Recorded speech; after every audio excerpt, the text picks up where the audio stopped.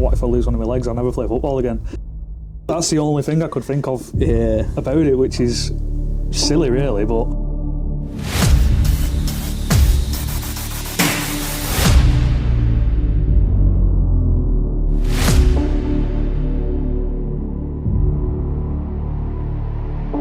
I've got with me Jason Perry, and he was a searcher at 36th Engineer Regiment. Pez joined the army in 2009, and he deployed on Op Herrick 17/18 as a Royal Engineer searcher. And the reason I've got him here today is sort of want to discuss the differences between his tour and my tour, because I had this sort of preconceived notion where I thought people who deployed on these later tours of Herrick, they wasn't necessarily very busy, or they didn't have a lot going on. But speaking to Pez again, because we know each other from old, and now understand that is not necessarily the case. So yeah, Pez, nice one, thank you for coming down. No problem. Yeah, the first thing, obviously mine and Pez's sort of first introduction is when he turned up to the squadron and immediately mentioned that he knew my brother and played football with my brother. We had a little bit of an offline discussion, and you can slag him off all you want. No, I won't do that to him. So yeah, but... No, he's a good lad. Obviously, as we were speaking before, he's the nicest, most psychotic bloke I've ever met in my life. But yeah, he's a good lad, to be honest. Yeah, so they played football together, Sunday League. And obviously you had a pretty good footballing career in the army, didn't you? Yeah, obviously I played for the Reg, I played for the Engineers, and I played for the under-23s at Army. Yeah, winning titles as well. Yeah, won the inter-services, can't remember what year, that must have been 2012, something like that. Yeah, but Pez had made a long trip today. He's come all the way from Bolton to Costa del Wigan, where we are, where it's currently sunny. It's lovely. Chilling outside. But yeah, let's sort of get into the meat of it. Bolton, growing up in Bolton, what was that sort of like? Bit of a war zone, to be honest. Yeah. Not the nicest place to grow up, but I'm just from a normal working class family. Not much going on there. School was alright. Apart from that, just not much going on, to be honest. So not much going on in Bolton. I think like a lot of us who joined the army, we all sort of grow up on these council estates. That's probably where, you know, we recruit most of it from. But from what I sort of remember, decent childhood, nothing sort of anything like bad standing out. No, anything. not at all. Yeah, just like grew up, good family. Council estate, good normal working class family. Yeah. So school then. How did you get on at school? I didn't get the best grades, to be honest. I was more D's, F's. Every parents' evening with a class clown. I enjoyed it, because obviously I feel like school was sort of like the army. You had your group of mates, you all stuck together, but the grades and the behaviour weren't too good, to be honest. Yeah, and I think a lot of young lads are sort of tied into this bracket of being thick, if that makes sense, because school isn't necessarily designed around how young lads sort of are. We're boisterous, we don't want to sit down for too long. Exactly. And then you're being told to sit down for X amount of hours each day, and we don't thrive in school, and then we go out and we go into the big wide world and we can join the army or do these trades and stuff, and suddenly we sort of thrive in these environments. So school seems very like a very weird concept for me, for boys, how we sort of like judge them on that. That's I feel like as well, when you leave school and you go to work, you'd do anything to go back to school. Yeah, I think there's certain elements of school that you obviously miss, and like you say, it is that sort of nostalgic, being around your mates, not having sort of any of these worries that you have as an adult, isn't it? Yeah. But what was it that sort of made you look at joining the army? Was it always like a pipe dream, or like early on was you thinking about it when you was younger? No, to be honest, I never thought about it. Yeah. I was one of them. I didn't join until I was 19, so I'd left school. I'd gone and done a host of different jobs. I'd worked in the jewellers, I'd worked at Hobbycraft, I'd done all these shite jobs, and then I think I've talked to my mum one day. My granddad was in the Engineers, so she said, like, why don't you try the army? So that was it really. I thought, yeah, I might as well try it. And my granddad was in it, so I went to the careers office, and then it all followed on from there, to be honest. What was it, the one in Bolton? The one in Bolton, yeah. yeah. That's the same one I went to, yeah, as well. Such a mad experience walking in there the first time, because I was 16 and obviously you were like pretty young yourself. Yeah. You know, but you joining in, what was it, 2009? 2009. 2009, obviously Afghan was in full swing, Yeah. wasn't it? So when you was joining, was you thinking, like, I'm going to be going to Afghan, because the Iraq had sort of calmed down by this point? 100%, yeah. There was like that in the back of your mind. Yeah. Was that a driver for you joining? No, not really. The driver for me was just, there were no decent jobs out there at the time that were paying well. Obviously, you didn't get paid that well in the army, but there were nothing going on back home for me. And every job I had, I was there for probably 3, 4, 5 months, and then I was leaving. Yeah. I wanted like a sustainable career. Yeah, because I speak to a lot of people, and that like possibility of going to war was like the main driver for a lot of people actually joining. But also, I think on the flip side of that, I think a lot of us are sort of like young and naive. We've grew up constantly where like the army have been in Iraq or Afghan, so I think we just sort of seen it as normal. Yeah, definitely. Yeah. Not that it was something special, so we joined the army to go to these places. Yeah. I think we always thought there's always going to be some sort of war or conflict going on that we can get involved in, but clearly that's not turned out to be the case. So joining the engineers then, obviously we spoke about it, that was your granddad. What sort of his experience in the engineers? My granddad, he was a driver. Obviously, he'd done like, I think did he join just after the Second World War? I think he might have joined. But I didn't really talk to him about it, to be honest. He passed away whilst I was in the army. I didn't really talk to him about the army or the engineers or anything like that. It was just in my mind that my granddad was in, so I wanted to go and do it. Yeah. When I went to the careers centre, I didn't really know what other jobs were out there, sort of thing. I joined because I wanted a trade, so when I got out, I could apply my trade. Do you know what I mean? Yeah. I could fall. It's natural progression. You just fall straight into a job then. So the idea was to go to the army, learn a trade, and then was the plan always to sort of get out later on? Yeah. Yeah. And then use that knowledge that you've gained in the army to exactly sort of better yourself. Yeah. And obviously your army career was probably a lot different from what you was actually expecting, because you joined up as, what trade did you join up as? Building and structural finisher. Building and structural finisher. Yeah. How much building and structural finishing did you do? 0, I don't think. None. No. It's mad, because I was speaking to another lad the other week, and he spent 2 years on courses to be a fitter with his like A2 and A1. Yeah. Like never did anything. No, I think like there's a 2-year period in the army that's just been wasted on this trade training. Yeah, I didn't use any of it. Never been used. And obviously a big shock for you, like turning up to 3-6 Engineer Regiment, and it had just re-rolled into a search regiment, I think, at the time. Yeah. And that was because of, well, the operational demand for search teams had gone through the roof, because I think I went on Herrick 7, I think it was like 3, 4 search teams, if that. Yeah. And then when I went on Herrick 12, it was like 25 search teams, and guessing you had quite a big number of search teams. You probably don't know how many, but No. you know. The thing with going to 3-6 as well, 3-6 weren't even on my choices. Yeah. I didn't even, so obviously I went to 2-4 Commando from training.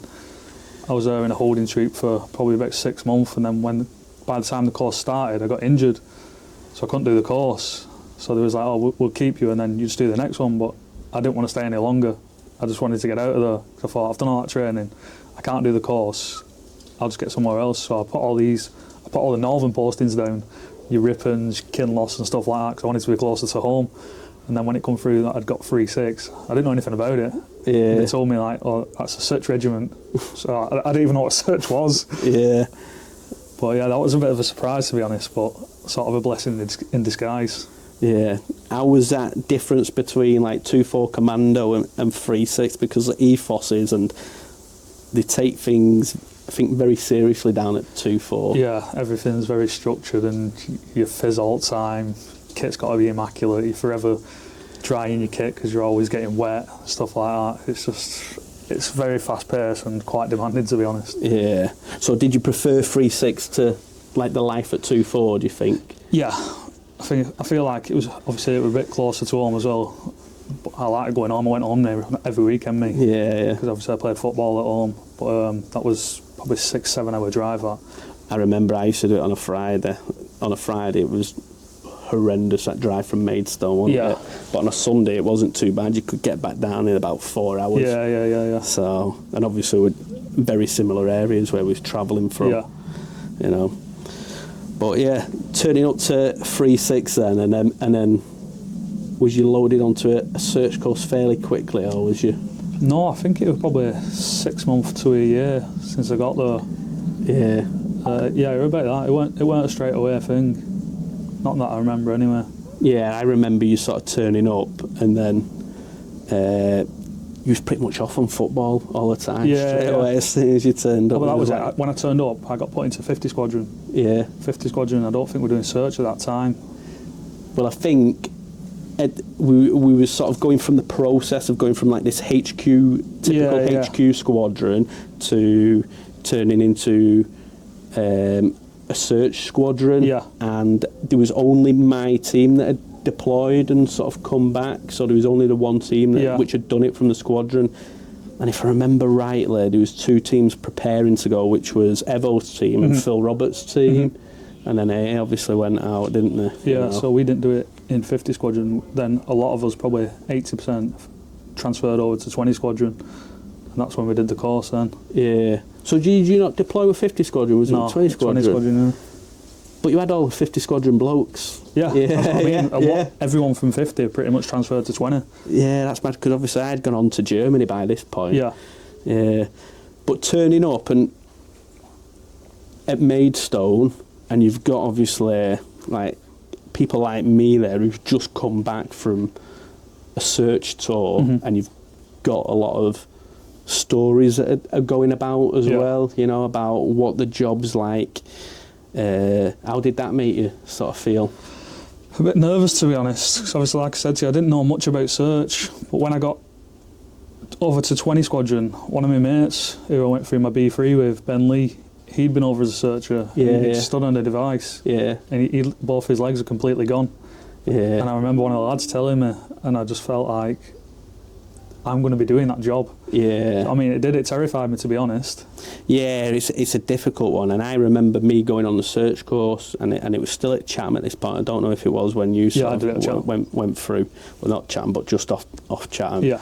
And I remember the first day on the course, he said to us, like, look, 10% of you are going to be, like, killed or injured. And we was all like, mate, he's just changed. He just wants us to switch on the course. Yeah. But like, them numbers become like very scarily true. And just before we deployed, the regiment had sent 2 teams out, and both of them had suffered sort of like a KIA, which like about 6 weeks before it deployed. And that was very much like, I went from this very naive young guy, I'd done a tour before, but it wasn't the same, to then being like, fuck, I need to actually like switch on. Yeah. And like when you speak to people like your mate Ben, and you obviously you're seeing people come back with like lost limbs and obviously the worst happening, you very quickly sort of be like, fuck, this is a very serious role. 100%. Yeah.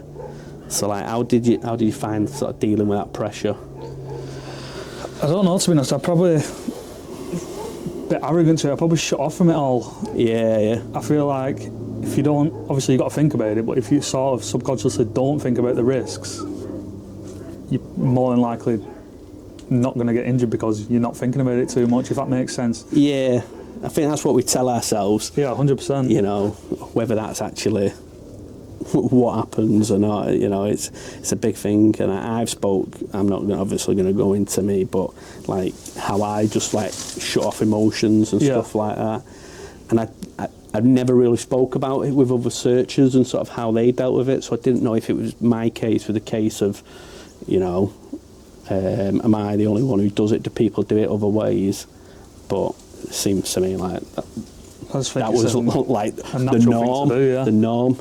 Yeah, especially when people are coming back and they're telling you the stories, and it was quite different. Obviously, when news went out, you had different bits of kit available as well. Whereas 90% of my searching was with a Valen. Yeah, you know, just a metal detector. The search course How did you find it?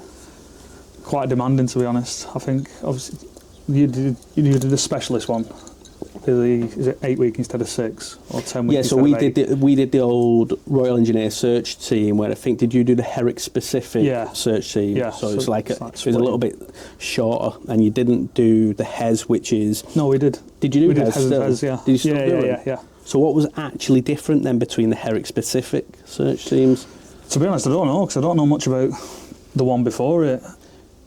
A lot of our drills and stuff we was doing, it was all still like Northern Ireland based scenarios. Yeah, so we did a lot of Northern Ireland as well. I think the first part of the course was more Northern Ireland specific, and then afterwards Herrick. So you used the old, like the Dipperman and stuff, you know, the Northern Ireland ones, the big long poking sticks and that. We did that for probably about a week, and then you move on to the more Herrick specific stuff. Yeah, so the difference between our courses, then I'd probably say, is like my old course was Northern Ireland based, then we went away and did the Afghan specific stuff on pre-deployment training, but it sounds like you was getting some of that Afghan specific stuff. Yeah, a lot of it was. Well, obviously the course would have been evolving as Afghan would have been going on, you know, that's the way it was. And I got quite lucky. My next door neighbour was actually my instructor on the course. Oh, really? Yeah, because I was on the Pez estate, but obviously you wouldn't have had that. No. But search course, done, found that decent. Yeah. And it's one of them courses where it's easy to pass, but it's very easy to fail. Oh, 100%. You know what I mean? Like if you have one bad day on test week, you miss a device. Yeah. And then they send you back out and retest it, and we had redo it, and it. someone fails it. But clearly it's absolutely right to do that, because the job you're sending people out to do, look for IEDs, is, you know, a fucking dangerous job. So you can't be sending subpar people No, exactly. down for it, can you? But you come back off search course and you didn't go Afghan before you used your search qual, did you? What was your first experience of actual search once you was qualified? Op Olympics. Op Olympics. Yeah. Op Olympics was brilliant, to be honest. Yeah, so we didn't cross path on Op Olympics. No. I did the Olympics. I was in the very first team that deployed with Cov, who was your ESA, you know. And then I got a posting to Germany, and I think your team had then come in, and we were staying at Catford. In a big room with about 20 cot beds for 6 months. Yeah, so what was your experience of the Olympics? To be honest, a bit less than I thought it'd be. Obviously, a day to day would just be, you go to the police station in the morning for briefing, you'd be like, we haven't got anything for you today, go back to your room. I think we were there for 6 weeks, must have worked 5-6 days at most. See, so your experience is completely different to mine, because we was that first team on the ground. We was searching the venues every single day. So we did like the whole of the athletes' village. And we was doing all these like sporting venues as it was like being built as well. We did Wembley. We got to do like Lord's Cricket Ground. It was pretty sick, to be fair. We did all sorts, and we had blue lights. Were pretty good as well. Yeah, we had the blue lights. We can gob off about it now. I don't know what your team did, but my driver, Big Jim Busser, blue light. We blue lighted everywhere in London, absolutely everywhere. Traffic was horrendous, so we just busy, like, we go in KFC boys, blue lights on, no stop plates. Yeah, it was all the time. He was a good lad, and we didn't use them, to be honest. Did you not use them? We didn't use never. Them. No, never. Not once. No, mate. I think we used them every single day. No, we didn't use them. Like I say, we searched a couple of places, and that were us. I think we did the equestrian place, and we did the stadium at West Ham now, London Stadium. Oh, right, yeah. But apart from that, we didn't. We just played golf all the time. Yeah, we had a pretty cool experience, but obviously got my sort of Olympics got cut short, getting posted onto. I'd promoted, and I got posted onto 2-8 in Germany. Yeah, but Cov, you had Cov as your ESA in Afghan. He was my RESA on the Olympics, and in fact he was on Herrick 12 with me. I don't know exactly what job role he was doing there then. He might have been a RESA or a team commander, I'm not exactly sure.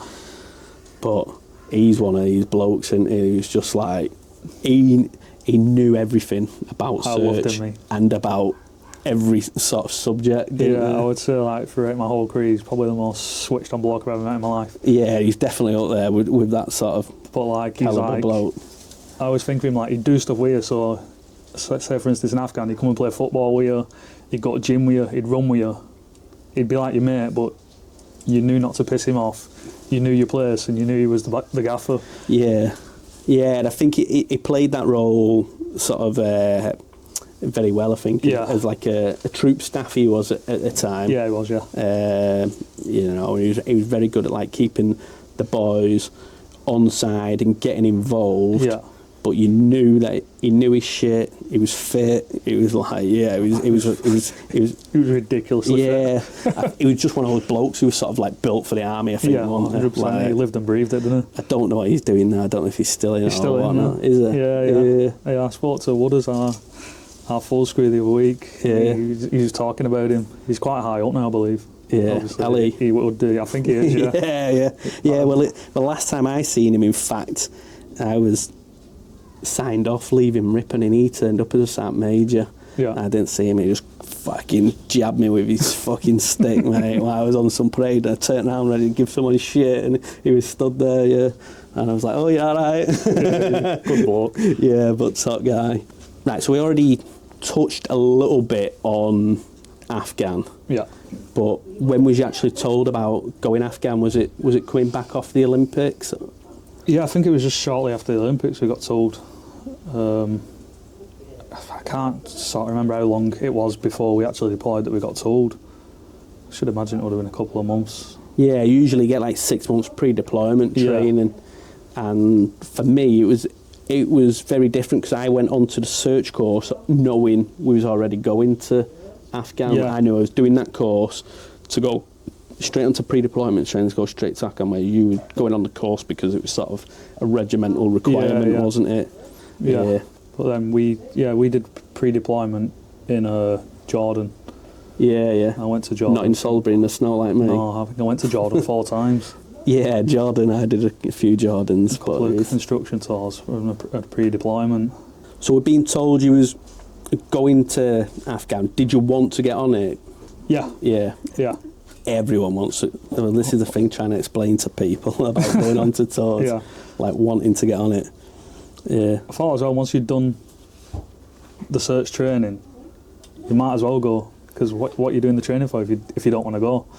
Well, I suppose it's like you, innit? You know, being a footballer and then not playing football. Do you know what, it was weird because like, I just think, what if I lose one of my legs? I'll never play football again. Is that what? That's the only thing I could think of about it, which is silly really, but that's where I seen it. Because then I was playing football 6-7 days a week. I could never imagine not playing football.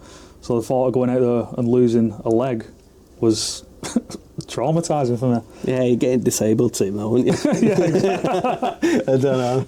Yeah, no, but it's mad on people's sort of thought process, because you would have been, was you single at the time? Yeah. No kids. Yeah. So like your only worry was sort of you and like immediate family, like your mum. Yeah. You know, very stark sort of contrast to me when I went on my search tour. I already had 2 kids at 20-year-old, mate. That was pre-deployment training.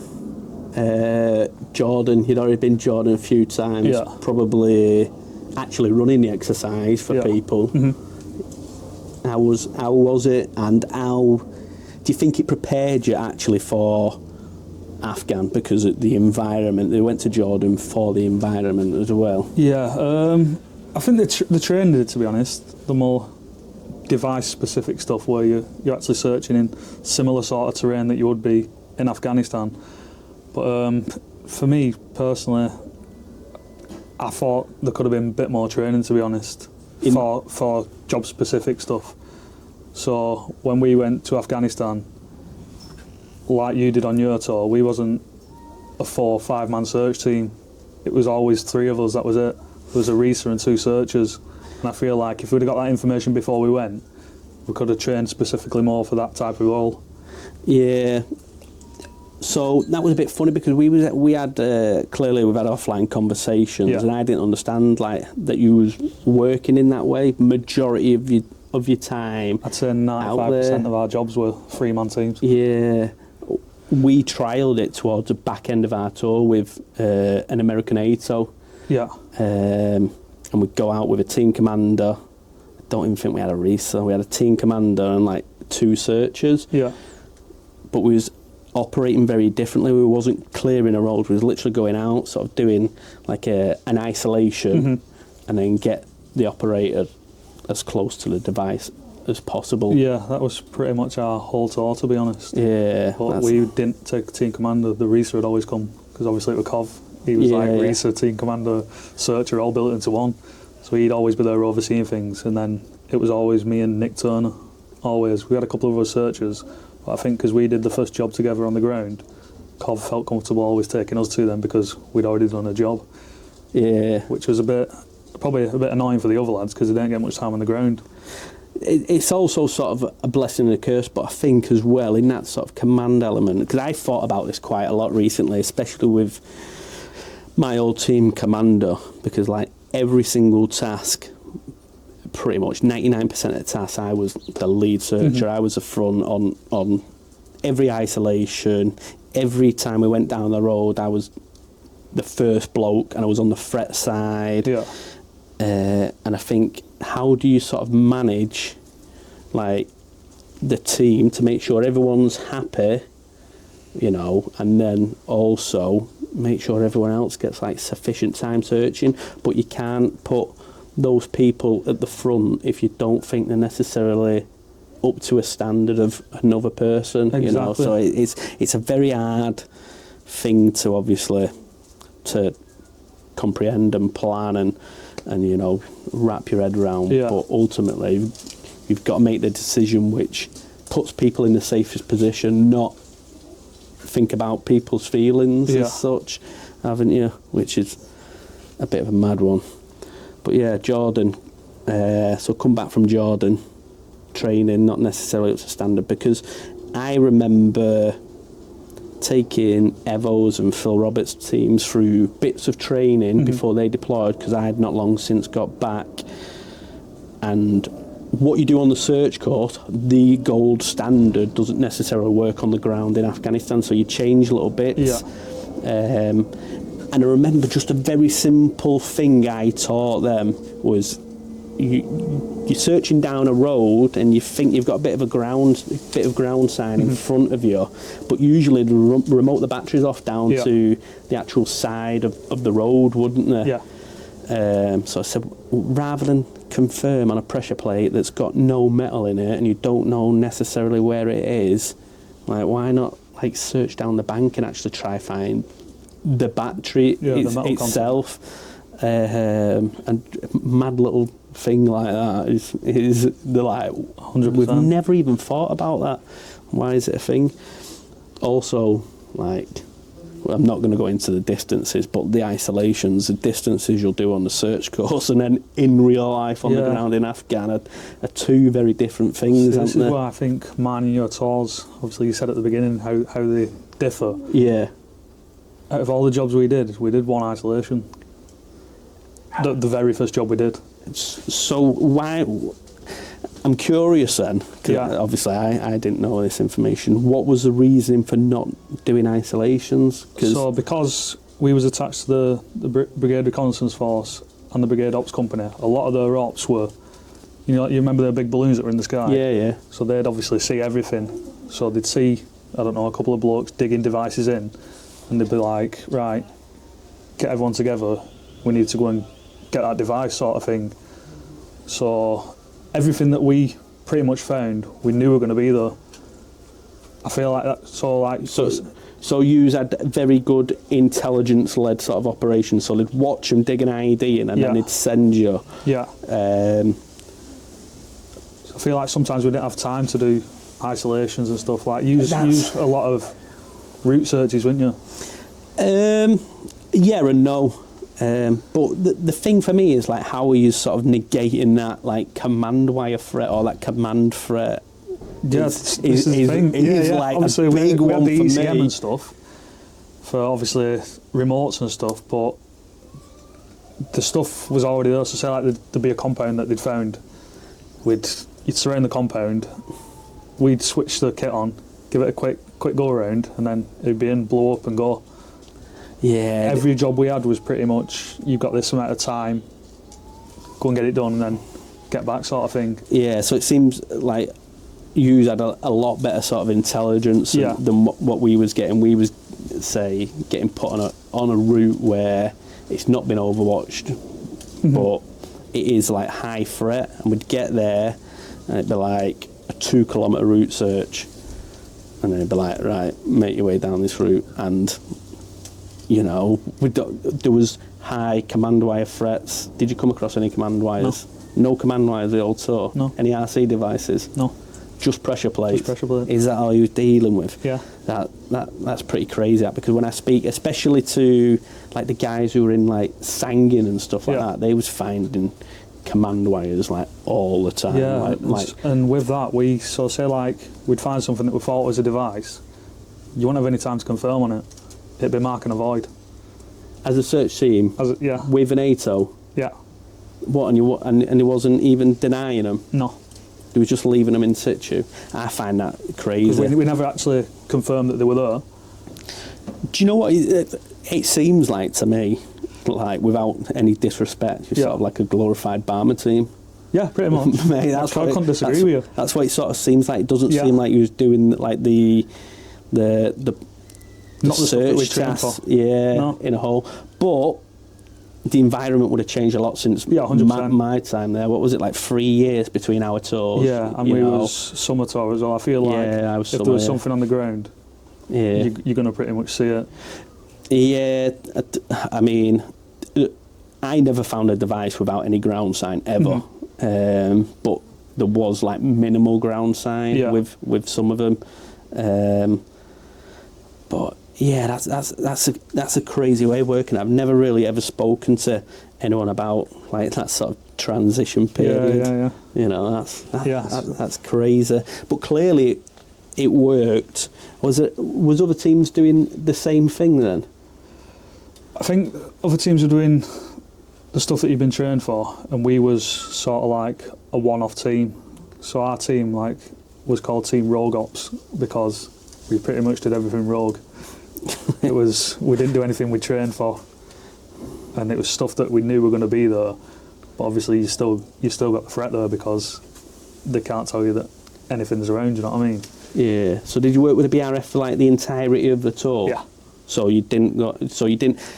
Obviously, the way we worked, we'd be given an AO. So at first, we went to Nadiala. Yeah. This is our AO. Any IEDs found in that, we'd be called out to them on a 10-liner. A 10-liner for people is where an infantry call sign on the ground would find an ID and they'd call us, the Brimstone guys, in to actually deal with it. Or if there was a route that needed clearing, it needed high assurance, and we'd be sent to sort of clear that route.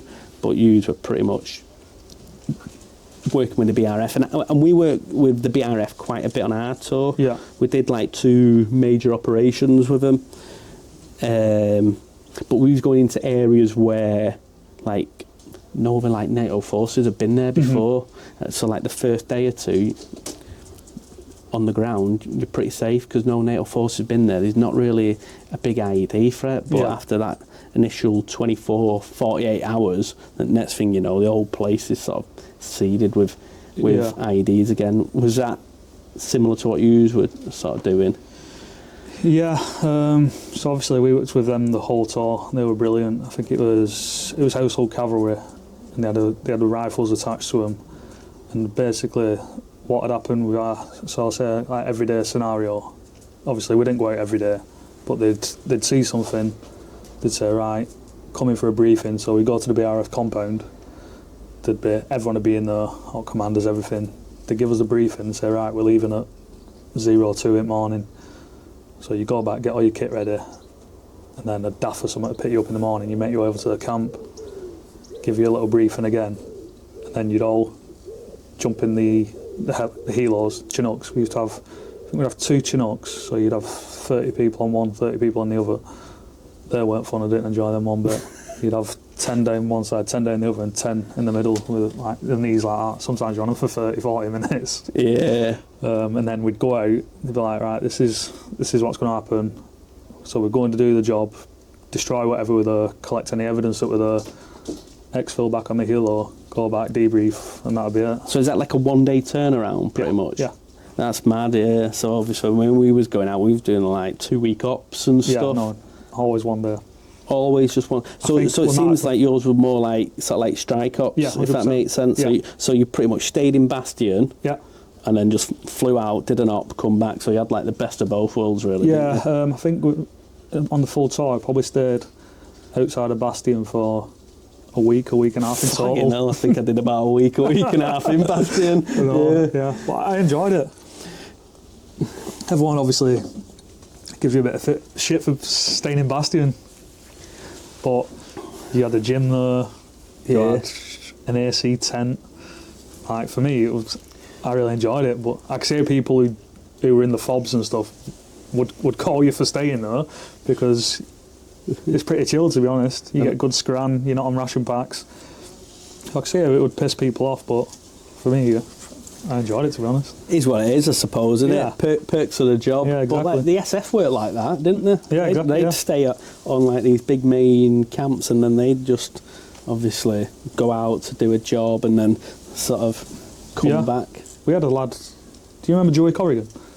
I know the name. He was attached to SF, so he went on his own, I think, with them as a searcher. That's a mad concept, isn't it? Yeah, and obviously we'd see him sometimes over there and he'd come and tell us about it and stuff, and he was busy. But yeah, he enjoyed it, I think. Yeah, that'd be a good chat to have. Yeah. Get him on, he's only down the road. Is it? He's in Liverpool, isn't he? Right, so one of the other main differences that I noticed is in the equipment, because us as a search team, the horn had only just sort of come out and we only had 2 per team. And we had 4 Vallons, 2 horn, and we had like 1 Goldie. So I know you would have had different bits of equipment, but with us, clearly we've got 4 searchers and only 2 horns, so it wasn't possible for everyone to have them. So 2 people in the team would still have the Vallon, and there would still be then another 2 with the actual horn. But yous had that kit, and yous also had more, didn't yous, as well? Yeah, so we used the horn as well, but obviously, unlike you, we only had 2 searchers at any one time. Yeah. So we had a horn each, and then I think Cov would maybe carry the Goldie, and if needs be, he'd give us the Goldie, and we only did the 1 isolation on the job, so we used that to isolate the job. But through training as well, we trained on another piece of equipment called the culprit. Did you ever use that? Culprit? No, I didn't. I heard a white bait. No, so we didn't use that. So we used a culprit. I don't ever think it got used out there. So it was like you had sort of like a exoskeleton on your back. Ghostbusters. Yeah, style, and it had like a. Yeah, I remember seeing it. It was heavy. It was probably 3-4 kilograms. This piece of kit. You imagine you're doing that all day. It's going to hurt your arm, innit? So it had like a support, and it'd like hold it in your shoulder. But that used to just give off readings for anything. So I don't think that ever actually made it out to theatre. Yeah, I remember a brief stint in Bastion when I was back there. They had some other bits of equipment, and I think it was that white bait. Yeah, I've heard of that. And they brought it out, and then he sent me down to the Barmer lanes to test it out, and there was like all the head sheds who was obviously wanting the feedback on it, and obviously I'm a young sapper, and I just blunt straight to the point, and I'm like, I don't like it, you know. I didn't rate it, didn't really use it that much, and I think that I might be completely wrong. People are probably going to chip in and tell me I'm full of shit, but I think it was designed to actually detect electric circuits, like like joints and wires and stuff like that, rather than like a metal detector or a ground penetrating radar. Yeah, but as for our equipment, we just had the Goldie and 2 horns, and that were us. So working with a BRF, how often was you actually going out onto task? I'd say I'd probably get 1 a week. We wasn't out there all the time, so yeah, probably about once a week, to be honest. So in this sort of whole tour, you probably got about 20 jobs. I think we had about 26, 27 jobs. Yeah. So it's a good amount. I mean, if you do 1 job as a searcher, I say to people, fucking fair play, because you know it takes clearly a lot of balls to sort of walk down the road and look for IDs. Yeah. What was a typical task like? Obviously, I know we spoke through like the process of you going, but what was it like working with the actual BRF? They were brilliant, to be honest. I feel like because they were such a good outfit, I feel like they got the more higher threat jobs. Yeah. So everything would be in the briefing, a lot of contacts, to be honest. And like I say, everything that we went to find, we knew we were going to be there. So, but they were really switched on. They were just dead good. They had obviously everything with them. They'd have an FSG attached to them as well. So they'd be wherever they were overwatching you. So as much as it's a sort of dangerous environment, I felt pretty safe, to be honest, with them guys with us. They had a lot of experience. The commanders are absolutely brilliant as well.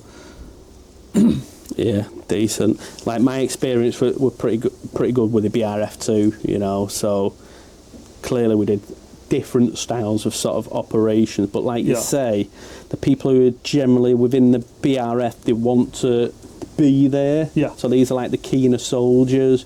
So yeah, they're not special forces, but generally they are a sort of a higher calibre of soldier. I found definitely working 100%. and with us, I don't know if you found it, we was getting sent to like these areas where no one had been before, or was getting sent on like these distraction operations. So say if there's a big major op to push into a new area going on, which I know they wasn't doing because Afghan was sort of closing down on your tour, but if it was going into like a newer area, we'd get like dropped into like a random area not too far from it, and the plan was for us just to sort of act as a distraction while the main op was going on. Yeah. So we had that sort of thing with areas. You knew if you were going to one area, you were definitely going to get contacted. Yeah. And then there's obviously other areas which are quiet. And you mentioned Nadi Ali before. That was where my first job was. And then sort of after that, I'd say 50-60% of the jobs were in a place called Yachal, and every time they mentioned we were going there, I knew like you were going to be in the shit. Yeah, so when you're flying into an area like that and you're on the helo, you know, try and like let people know, how did you feel like flying into that environment, knowing that like a contact was probably waiting for you, and also like what was it actually like? Because I think the difference is for us, we're going and we're not knowing if there's an ID there. You're sort of going and knowing there's already an ID there as well. Yeah. So my first job was like that. That was in Nadi Ali, and obviously we'd gone on the helos, and the tip was on the helos with us, and obviously he can listen to stuff from the ground. Yeah, on the ICOM. On the ICOM. So he's listening to the ICOM, and it made its way down the chopper like, we're going to get contacted. So this mine and Nick's first job on the ground, and we're both looking at each other like, I feel like you get all this training, but I don't think anything can prepare you for being contacted. When it actually happens. When it actually happens, yeah. So we'd been told there's a bit of a bomb factory there, go and have a look, and then if there's anything there, destroy it. So like I say, we isolated it all, did our search, and then me and Nick popped over the compound wall, and we could see a motorbike in there and a couple of little off rooms. So I jumped over, cleared my way to the motorbike, and when I got to the motorbike, you could see wires coming out of it, out of the bottom. So obviously I relayed that back to Cov, went into the other room, and it was littered with pressure plates, remote clickers, everything you can think of was in that room. So we had a couple of guys, we had a couple of ATOs with us. They come in, confirmed everything, what was there, and they blew it up there. But later it was released that was one of the biggest bomb factories in Afghanistan history. There was the motorbike was a vehicle-borne IED ready to go. The petrol tank was absolutely rammed with explosives, and then obviously in the other room as well at the side, they released it. It was all over that. There was over 200 kilogram of explosives just in that compound. So we pulled back, and they blew it up in situ as it was there, and as it blew. Obviously, you've seen explosions before, but like it goes off, and then the shockwave that comes about 5-6 seconds later. Especially on one that size, we had a bomb-making factory. It was probably only 50 metres away from it as well when it blew. Yes, similar. I reckon when we blew up that other bomb-making factory, obviously just to sort of compare, but we was about 100 metres, and I was on a compound roof, and I thought the roof was going to go through. Yeah. It was massive, the explosion. I'd never witnessed anything sort of on that sort of scale before. Yes, and then I remember when that blew up, I thought, brilliant, job's done. We haven't been contacted. So exfil comes in. We're all along this compound wall, ready to exfil onto the helos. And as the helo landed, the rounds started coming in. And I remember, obviously you've been on ranges and stuff, you know what bullets sound like, but when they're actually coming at you, it sounds a lot different. Yeah. You hear that crack, the whip, and they're actually hitting the walls behind us. So everyone legs it to the helo. I actually fell over on my way to the helo, and I smacked my torso on, the bumps that are on the ground. Yeah, yeah. And I remember this American picking me up by the back of his neck, and he's like, he's been shot, man down. And I was like, I couldn't breathe because I'd been winded. I was like, no, I fell over. And then, so we got on the helicopter, and as we got on, Nick's ECM got stuck on the helicopter at the top as well. So we stood on the back ramp with all his ECM trapped in, and obviously we got on, and we got out of there, but the American actually got it on film afterwards, and he's showing us all me falling over. Oh mate, have you got that footage? No, I don't think I have. I could probably get it, to be honest. Oh mate, that'd be freaking glorious to watch that back up. But yeah, I just remember getting back and thinking, fucking hell, what's gone on? Yeah. And was that your very first That was my very first job, yeah. What a first task. So that was still on 17, but we transitioned onto 18. Yeah. That was the last job that had been done on 17. That's a good first task, then, yeah. Isn't it? And I think when you find something on that scale as well, like a bomb-making factory like that, you've undoubtedly at some point saved lives, haven't you? 100%. You know, surely one of them IEDs is going to have detonated and sort of done something, whether it's a local or sort of, partnering force. Especially the motorcycle as well. It's a suicide vehicle. How did it feel to get that big find and on that scale? Yeah, it felt good, to be honest. Yeah. Like you say, I think you don't think about it till afterwards, but then you think that could potentially save a lot of lives, especially with the motorbike as well. Yeah. If they drive that into a crowd, kill multiple people. Well, 200 kilo of homemade explosives for anyone is a big amount, and on the bigger IEDs they'd use 20 kilos, so that's 10 big IEDs, but on the smaller ones to take people out, obviously it's 5, they use 5 kilos of it. So, you're taking a lot of sort of IEDs off the actual ground there. That's so. Is there any other standout moments from that tour that you had? Yeah, on my birthday it was, funnily enough. How old was you? 23, I think I was. 23. Yeah. So again, same as before, all the briefing and stuff like that. Again, Yakchal, bit of a naughty area. So we got down in the helos. As soon as we touched down on the ground, they opened up. You know what Chinooks are like, carbon fibre. Yeah. As soon as they opened up, the fucking bullets coming straight through the helicopter. And there's 30 blokes on this helicopter. You can see daylight coming through it, and I just remember throwing myself on the floor. I was not as scared to admit it, I absolutely shit myself. Me and Nick were laying next to each other on the floor, and that's one moment in my life where I just thought I'm going to die. Yeah, that must be a surreal moment. I think most of us who've been in Afghan, we've had contacts and sort of close calls, but sometimes it's too close. And was 30 blokes on that helicopter? Was everyone all right? Yeah, so I think 6 lads had jumped off the back of the helicopter, but I think the helicopter pilots have sort of a golden rule, whereas if they're getting contacted, they ain't going to sit around. Yeah. So the pilot took off, so he's took off, and there's 6 lads on the ground. I think as he's took off, one's jumped off the back, but he's fell from a height, so he's broke his ankle. So now he's on the floor, pretty much surrounded by gunfire with his broken ankle. But I'll never forget as well, it was quite funny, to be honest, not at the time. I remember Nick shouting to me, "Happy birthday." So I was like, right. So we had a couple of Paladin American lads with us, and one was on the gun on the side, and he looks at me, and he went, "It's your birthday?"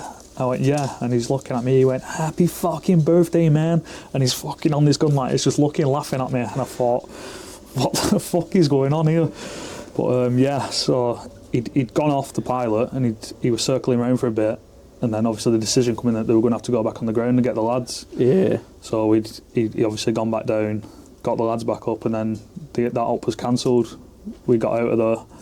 I remember getting back to camp, and after it had sunk in for probably an hour, I just remember sitting there thinking, what the fuck's just happened? Yeah, what's happened? No IDs found, just nothing gone rounds through the helicopter. Obviously the scary thing is, like, when you're on the back of the helicopter like that, you can't go anywhere.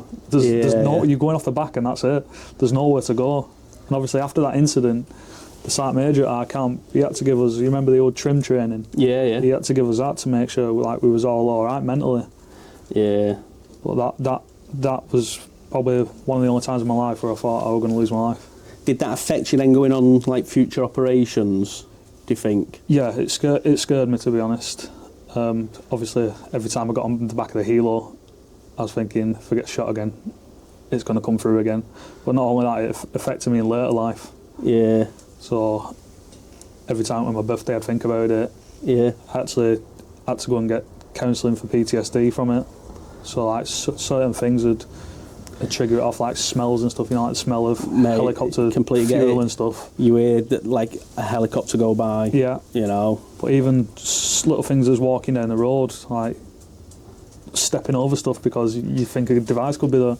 Well, this is one of those things I sort of talk about massively, is like this like searcher mindset, and there'll be other lads who've been on like your tour who probably didn't even really do a lot, probably didn't even get into contact or find IEDs or anything, and then they'll come back home and they'll be like, why the fuck am I looking at the ground for like to check if there's IEDs? And it's not that you're checking for IEDs, I think subconsciously you'll notice like something, bit sunken ground, and you'll go, fucking ground sign that. Or you look somewhere and you go, that looks like a great place to hide an IED. And I think a lot of people, because they don't necessarily have like these same experiences that you've had, bullets coming through an helicopter or getting these big finds and actually finding IEDs and stuff, that they think, well, I don't really feel worthy of sort of feeling like this, you know. I get that, that's a mad one, because us as a team, we didn't actually have any incidents. What I mean by incidents is, as an actual search team, we didn't have any incidents, you know, but there wasn't many on our tour that didn't have incidents, you know. There wasn't many. I think there was a good fucking 78% of teams had sort of something happen to them. Yeah, I think the whole time we were there with the BRF, there was only one time I can recall that anything like that had happened. Yeah. So that one was, you might have seen it on the news, it was in all over the papers, the sniper who got shot through the throat. Yeah. We was on that job. I remember we were searching a tree line for some reason, and it come over our PRR that man down. So what had happened is the sniper on the roof, he took a AK round, and it bounced off his body armour, and it had gone through his throat. So like, but luckily just nicked his throat, so he survived. So his body armour taken like the brunt of and it's gone through his throat, so he's got like an entry wound here and an exit wound here. And the actual, you remember the American Pedros? Yeah. They're coming and took him off the ground.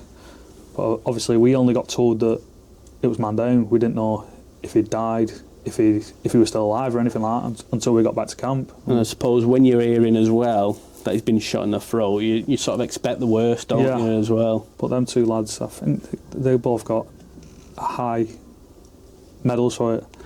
So don't put this in, but I remember one of them, it was on the news that he'd sold his medal to buy a house. Oh yeah. Well, in fact, talking about that, my ATO on a job we done, Woody, he won a military cross on a job we was on, and he sold his medal as well. Similar thing, because they're getting large amounts of money for these medals, aren't they?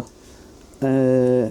And it is a shame that people like sell them. But listen, if you're getting offered like 40 grand, for people like us, and especially me, I don't know if you see my post today that I put up about my wage that I was getting at 18-year-old, like fucking £1,170, and then you're wondering why lads have got to sell like medals. I said it to my missus, and she was like, "That's not that bad. Like, look at inflation." I was like, "We pay £1,200 in rent every month." I was like, "He's not even getting paid that for putting his life on the line in a foreign country." Yeah, it blows my mind. I can't remember how much I were getting paid. Yeah, and I suppose we can take that inflation into account, but it's still not going to be. It's still not mega money, is it? £300 a week. Fucking for getting shot at.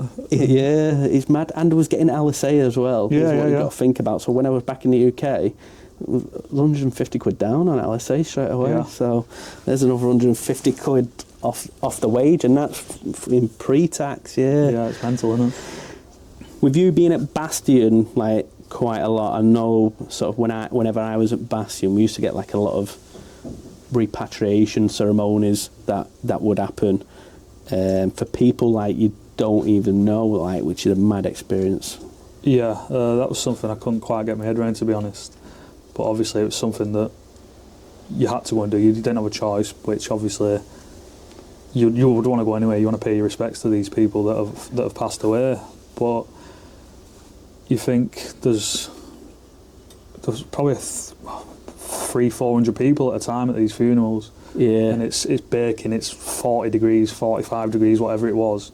You get people fainting all over the show. Yeah. But obviously people aren't allowed to pick them up or anything like that.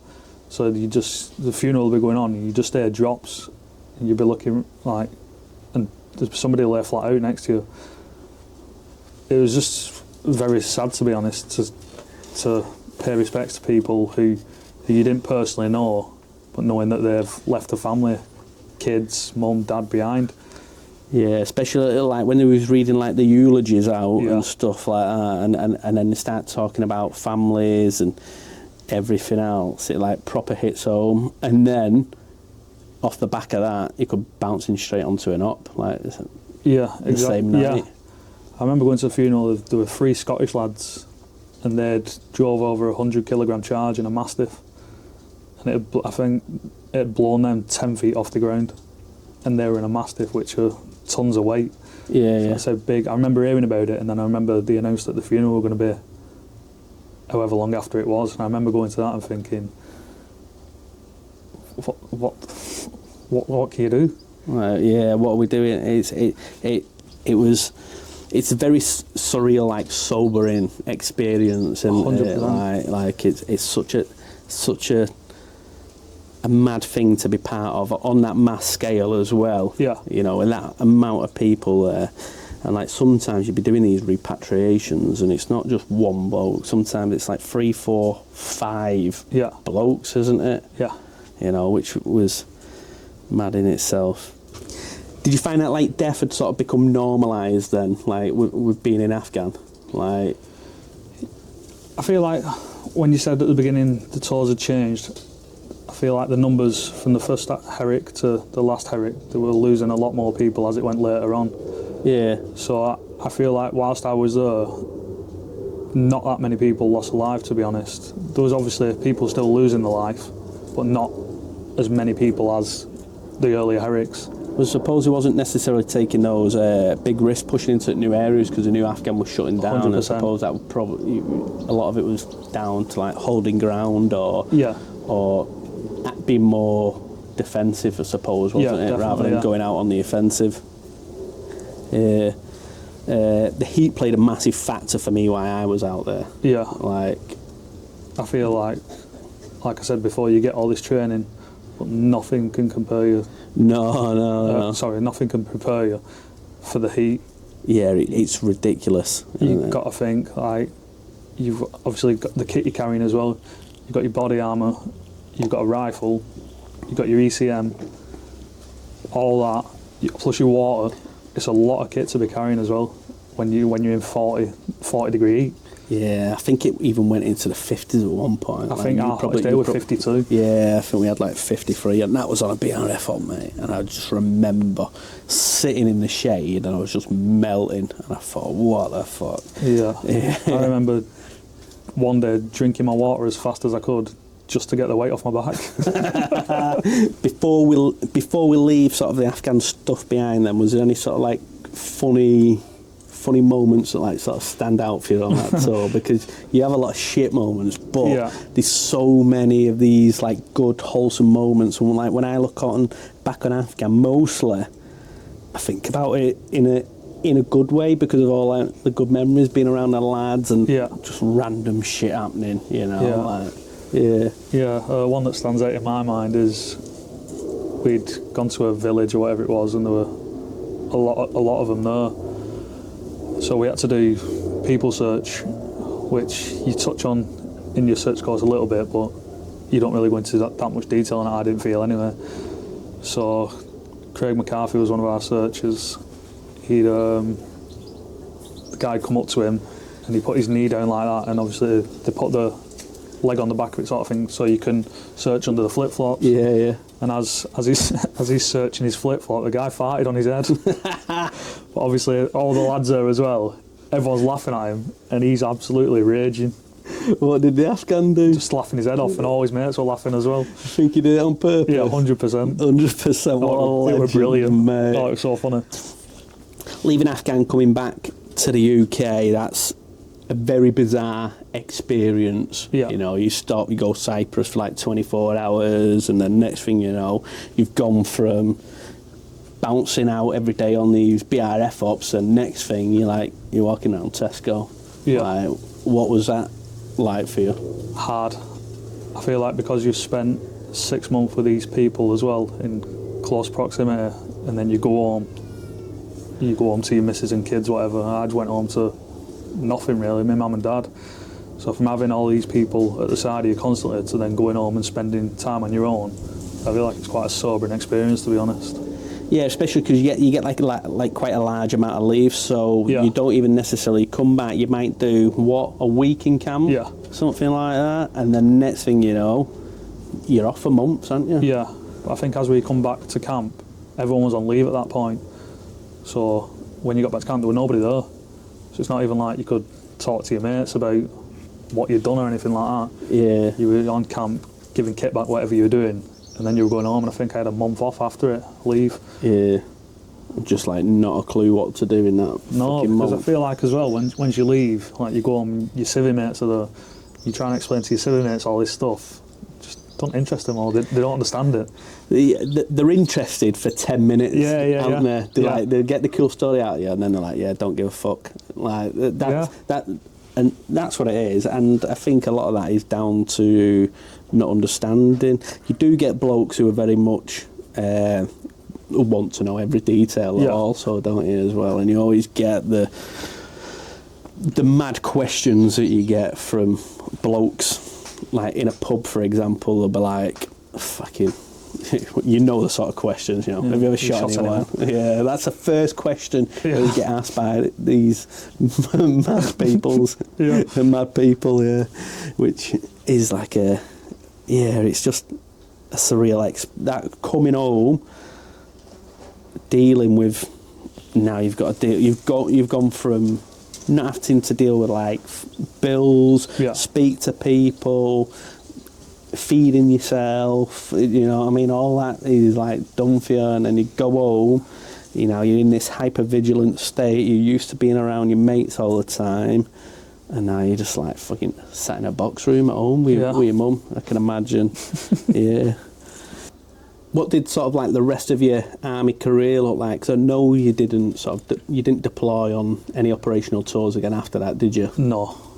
A lot of time after that, I was just literally on camp doing normal day-to-day stuff, playing football. I think I played football four days out of the week. Yeah. And then obviously on the Wednesday you'd have your sports afternoon, so you'd have that. So I probably worked half a day for the rest of my time there, to be honest. Yeah, the army's great with stuff like with sports. If you get involved in a sport, you know, and they're pretty good at sort of like supporting you in that sort of stuff, aren't they?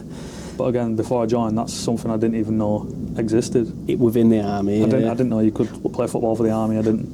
Well, clearly, you know my brother, and you played football at a high level in the army.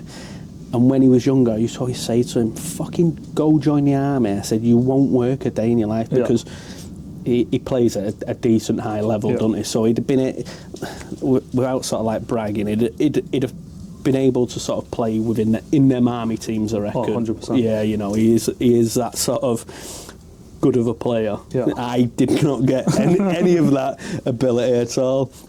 Yeah, I went to RE games, and I remember playing football. Was it like 5-6 aside or something? Yeah, 6 aside. And we entered like 3 teams, and I got put in the B team. I think I was shocking. We got beat every game, mate. Absolutely battered every game. Yeah, fucking. But you went on, and then did you do Carder and promote and that sort of stuff, No, or did you not? Or did you just literally? I think after focus on getting out. I just thought about getting out. I got told I was getting put on a Carder a couple of times, but it just didn't interest me. I thought there'd be a football game coming up or something, and I just feel like I don't want to do it, because I didn't have any plan on staying in. Otherwise I'd have done it. If I'd wanted to stay in over 10 years, I'd have done it. Yeah, I knew subconsciously that I weren't going to stay in. Yeah, you just sort of getting your time down to sort of get to that point where you can think.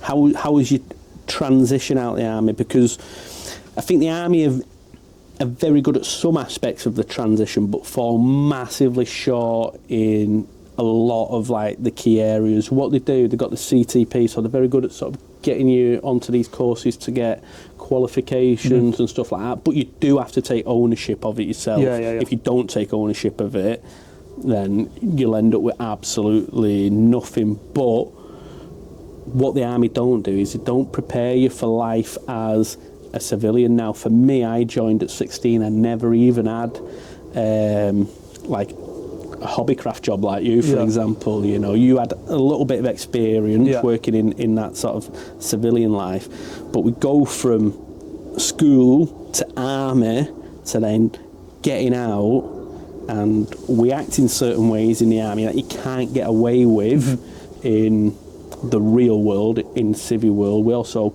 speak and communicate very differently. We're used to being around the blokes. How did you find that transition? Did you take advantage of any of like the CTP stuff? Didn't use any of them. None of it? None of it. I think by the time I got out, I was too lazy to even pursue anything. I remember you'd have to book your course, you'd pay a certain amount yourself, and then they'd pay the rest of it for you. Yeah. And I just thought, I'm not outlaying that. There was nothing that I wanted to do, to be honest, because I'd have got a trade in the engineers as a structural finisher. By the time I got out, I was pretty lucky. I fell straight into a painting job, which is what I still do to this day. But I think if I didn't have that I could fall into, I probably would have utilised the courses a bit more. Yeah. But for me, I didn't feel like I needed them. But you went with Plan A, building structural finisher, and then it paid off. Yeah, so the course side of stuff, all very good, but what was the transition part like for you actually becoming a civilian? How did you find that? Did you find the army prepared you sufficiently, or not at all? Or? No, I don't think they did sufficiently, but I feel like I probably prepared myself a little bit more. Like I said before, I used to go home every weekend, so I'd spend 2 days a week at home. I didn't join straight away from school. I'd already had 3 years life experience outside the army. So I feel like for me, when I left, I sort of just fell back into Civvy Street. It wasn't until a few years later I probably started thinking more about what I'd done in the army and stuff. So I don't feel like they prepare you fully. I just feel like once you sign off, you're gone. What I find hard is when people get out of the army, like you've got someone who's been in the army for 20 odd years telling you what it's going to be like when you get out of the army, and they don't have a fucking clue what it's actually like getting out of the army. But I think one of the things that stands out for you, which would have been really good for you and your transition, I think a lot of us miss like that brotherhood and being with the lads like 24/7. But you played in a civvy football team back home, so when you went back, I know it's not the same thing, but it's as close as probably 100% you're gonna get. So you sort of already had like a tribe. So you sort of like, you go back, it's like the army in a sense where you're all just rinsing each other all the time, you're ripping each other, and it's not too different, but obviously it's not not what the army is. What aspects of that transition then do you actually think you sort of struggled with? I think I struggled with just missing it, to be honest. Like, you just come back from this tour and then you're straight back in Civvy Street, and you sort of like, I feel like I was sort of like yearning for it. I'd want to go and do it again, or I'd want to be back in that environment. But I feel like I signed off at the right time. I signed off because after Afghanistan there was nothing going on. Yeah. So a typical day would be, you go down to parade, you do fizz, and then we ain't got anything for you, go and play on your PlayStations. Some lads fucking loved it. Yeah. I hated it. Yeah, for me, I need to be like kept constantly busy. Yeah. Like, fucking. After a few months, it just wore on me. Yeah. I just didn't want it anymore. Do you think if there would have been other deployments going on, you would have stayed in? 100%. So even though you've gone there and you know, and you've obviously had all these sort of incidents happen, these big incidents, rounds coming through the Herrick, you'd have still been like, I still want part of that. Yeah, which is mad because I didn't join for all that stuff. Yeah. But afterwards, you want all that stuff again. Yeah, because like it's so hard to explain it to someone, like the feeling, and like even now, like for me, I don't even necessarily agree with the reasons why we was in Afghanistan. That's a complete different conversation that I'm not going to go down now. But like, fucking give me the chance to go back, mate. Yeah. I'd probably like with the lads and just be around in that environment. And it's not even necessarily about. I did a post about it. Someone said, "Oh, you're glorifying war," and I'm like, "That's not necessarily what I'm doing. I'm trying to explain the feeling of being around the lads in such a close knit team with like your tribe, and you've all got like this common goal and purpose to aim towards. So you're not thinking about this or that. You know, it's such a you're living in the moment. I think it takes us back to like our roots as sort of human beings. It just meets our like primal needs. Yeah, definitely. Yeah, it's such an intense, like crazy experience. Yeah. Yeah. Getting out, would you have changed it now? No. Not at all. I don't think I'd have changed anything, to be honest. No. I feel like whatever comes your way that's fate for you, the way it's mapped out and it's meant to be. But if I got told I was going to do search again, I would do it. You'd do it, yeah. Yeah, even though when I first got told I didn't want to do it. But I feel like out there, that's probably the most rewarding job you can have, to be honest. Yeah. I was speaking to an infantry lad a couple of weeks ago, and he said, I couldn't have done your job. And I said, you would have, do you know what I mean? Yeah. Once you're in that environment and you're around the blokes and stuff, and he's like, yeah, no, I'm not too sure. And I'm like, I think people just like step up to the plate, don't they? Yeah, I think it scares a lot of people as well, like it did with me. First thing you think about when you say like you're doing search is you're going to lose your legs or something. Yeah. But it's not like that once you've done your training and stuff. It's just like any other job, really. Your snipers and stuff, they go through their training to become what they do. Searchers, they do their training to do what they do. But I just think like once you find them devices and stuff, I just feel like it's so rewarding. Like you said, you could potentially save somebody's life. Well, you are saving life, pulling them out of the ground, because the only other way they are going to be found is by people sort of standing on them, innit? Exactly. So that's it. What are your thoughts on like Afghanistan now, like years later? To be honest, I'm not a very political person. No, I mean in the sense of like, I remember like when the pullout happened. Yeah. I remember watching it on the news, and I was very much like, it blew my mind, and I had like a proper shit week when that happened. How did you feel like when that had happened, the pullout? I think most people felt like it was a bit of a waste of time, resources, lives. I know they'd left a lot of equipment and stuff still over there. They just left it in there. I just think it's just a complete waste. Like at the time, I felt like I was going out there for the good. Do you know what I mean? And then I feel like once that pull-out had happened and stuff, I just thought, what have I gone out there for? Yeah. It's just a waste of time, resources. Especially when you're going and you're attending like blokes' funerals, you don't even know like every week, every other week, or whatever, and then next thing you know, you're like, we've just pulled out, because I think there's this very like big misconception that like I'll put posts up and people will comment and be like, oh, you got beat by the Taliban and stuff like that, and I'm like, generally the Taliban, they couldn't outfight us, which is why they went to IED warfare, and we also got to a point where we was very good at finding IEDs. There was obviously that patch in the middle where like the low metal content come in and the equipment wasn't up to scratch, but you know, after a year or so, that sort of leveled out, and then they didn't sort of change the devices again, so we got very good at finding them. And I don't think we failed on the ground, I think it failed on like a political level. 100%. Yeah, you know. So is there any sort of ways that you think like being a searcher like changed you permanently, like in this sort of civil life, in good ways and sort of bad ways? Not really, to be honest. Like I said before, I feel like being a searcher and then coming out afterwards, I see myself as a lot more vigilant. I look, when I'm walking, I look at the ground, I look around me. But other than that, I don't really think it changed me as a person, to be honest. Not at all, just sort of like that hyper-vigilance. Yeah, I just feel like I'm on high alert all the time. Yeah. I don't think that'll ever leave me, to be honest. I think a lot of people, will sort of, especially people who was either like valiant men or actual searchers, like they'll be able to attest that. I don't sort of know anyone who's been and done that sort of job and not got that everyday sort of hyper-vigilance. Yeah, definitely. You know.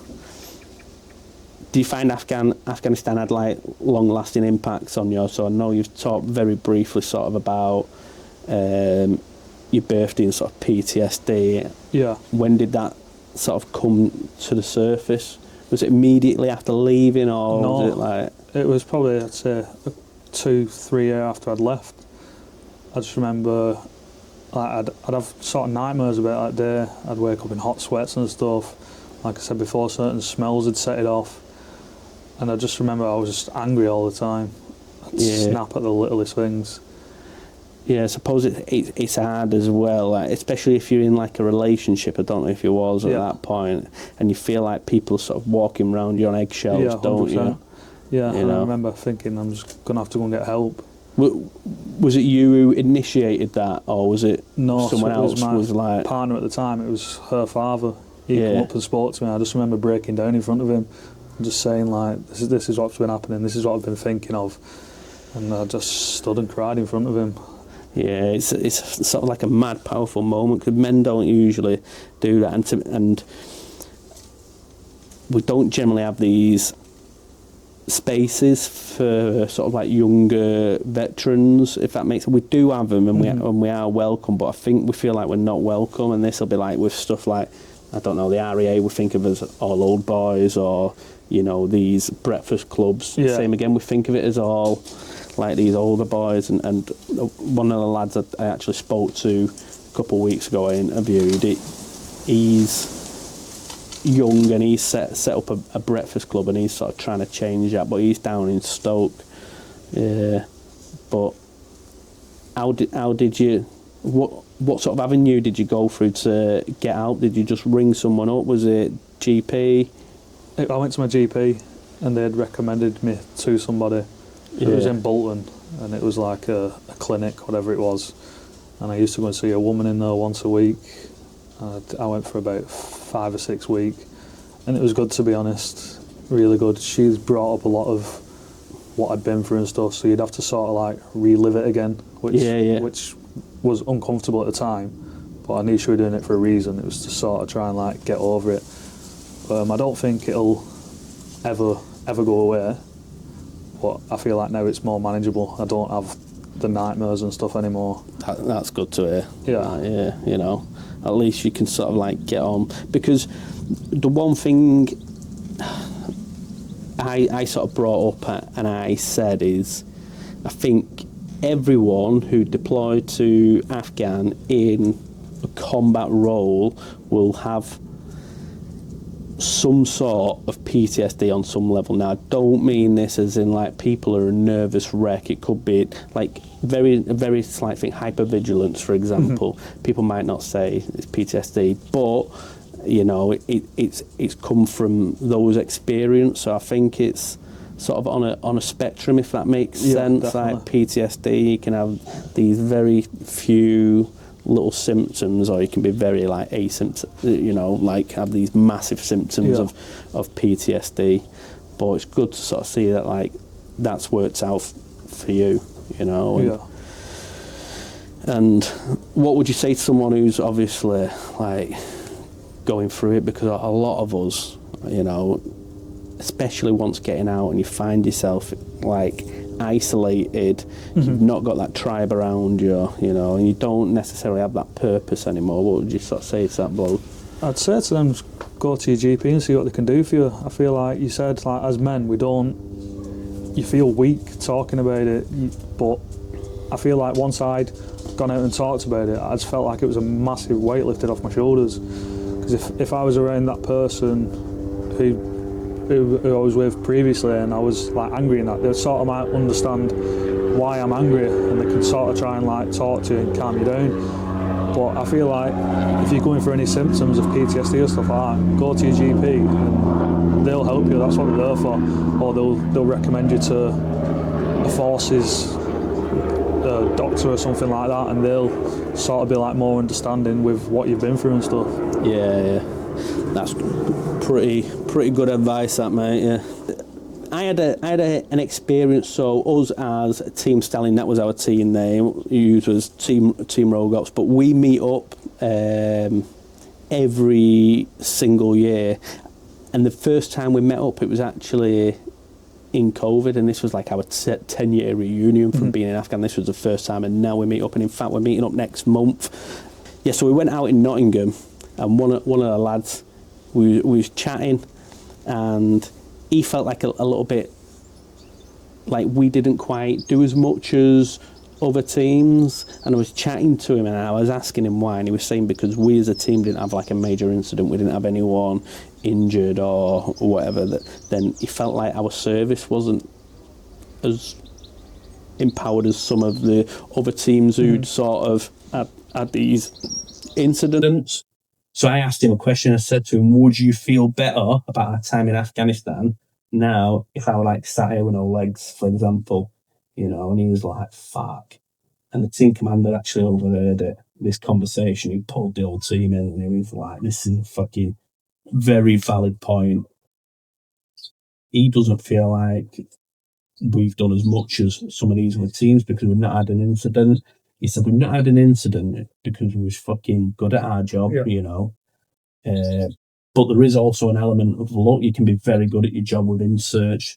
IDs can be very hard to find at times, you know, which is a bit of a sort of a crazy angle, isn't it, you know? Yeah, So like, did you feel like that at sort of any point? No, to be honest. I knew it was quite a tour than some of the earlier tours, in the respect that we weren't finding as many devices, but we necessarily weren't looking for them. You know what I mean? But no, I feel like if you do less jobs than somebody else, you're not any better than them. If you do more jobs, you're not any better than them. Every tour is going to be different. And I feel like if you're sort of wanting to do more jobs, then obviously the risk of something going wrong is higher. Yeah. But I was happy with the amount of jobs we did. We all come home safe, and I don't think I'm any less or any better than anybody else. No, yeah. It's a very valid point. Like literally anyone who's picked up that Valen or whatever piece of equipment it may be and walked down the road, you know, like fucking, you've done it once, like I say. Fucking kudos to you. Yeah. With the team, do you keep in contact with any of them still? I speak to team commander quite a bit. Wooders, yeah. Yeah, he was on Herrick 7. Yeah, he was on another one. Yeah, Wooders is a good bloke. I speak to Nick now and again.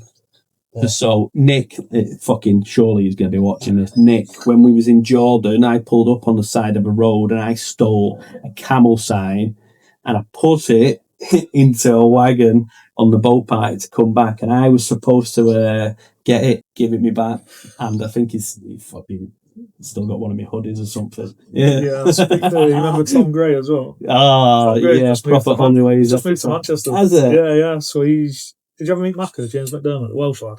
Yeah, young lad, wasn't it? Them two live together now. Did they? Yeah. Like a gay couple. Yeah, so he messaged me a couple of months ago, Tom, and said, do you want to come out in Manchester? I was busy at the time, but I'll definitely go and meet them too. Yeah, you should get Nick up, and then I think it was such a good experience, that first meet up for us all, get together as a team. And I think now you're older, you're wiser, and you understand what you did a lot more. You can sit down and you can unpack like some of these incidents that happened. And I found it like massively beneficial.